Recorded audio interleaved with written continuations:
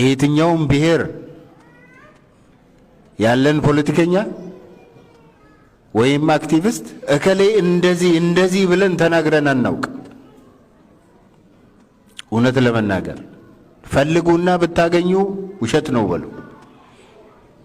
እነሱ ግን አንድ ቀን ስማችንን ሳያነሱ ውለው አድሩ። በማናቸውም ትንተና ውስጥ ስለ ኦሮሞ ፖለቲከኞች ጥላቻ፣ ስለ ኦሮሞ አክቲቪስቶች ጥላቻ ብቻ ነው የሚሰበከው ቀንና ሌሊት። ይሄን ሁሉ ችሎ ያ ህዝብ መኖሩ ራሱ እውነተኛ ሰላም ወዳድ ህዝብ ስለሆነ ነው። አገሪቱ ለምን እንዲህ አይነት ትርምስ ውስጥ ገባች ለማለትም አይቻልም። ቀንና ሌሊት እንደዚህ አይነት የጥላቻ ስብከት እየተሰበከ ምን ማድረግ ይቻላል? እኛ ምንችለውን በኃላፊነት እንወጣለን። ማንንም መሳደብ አንፈልግም። መብታችንን ግን ቅንጣት ታህል ለሰው አሳልፈን መስጠት አንፈልግም። መብታችንን ስናስከብር ደግሞ የሌላውንም ህዝብ መብት አንዲት ቅንጣት እንዲሸረፍ አንፈልግም። የጎረቤትን ሰላም አውቆ በሰላም መተኛት አይቻልም። ይሄንን በደንብ እናውቃለን። እኛ በሌላው ህዝብ መብት ኪሳራ የራሳችንን መብት የምናስከብር ሰዎች አይደለንም። ምክንያቱም እዚህ ያለ ኢፍትሃዊነት የትም ቦታ ላለ ፍትህ ጠንቅ መሆኑን ከነ ማርቲን ሉተር ኪንግ ንግግሮች የተማርንና የምንተገብር ሰዎች ነን። ሰው ምንም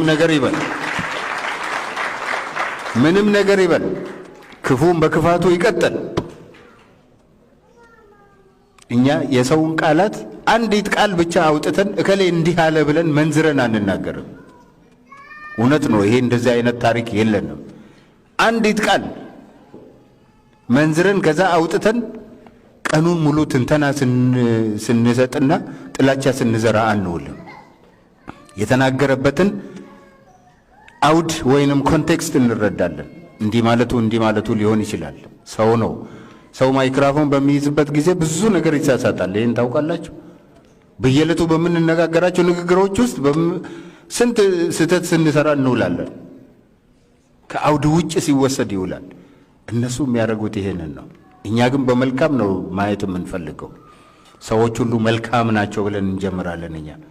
እነሱ ግን ሰው ሁሉ ክፉ ነው፣ በተለይ ኦሮሞ ሁሉ ክፉ ነው ብሎ ነው የሚጀምሩት። አንድ ሰሞን እኮ ሰው ይበላል ሁሉ ማለት ጀምረው ነበር። እውነት ለመናገር አሳዛኝ ነው ይሄ።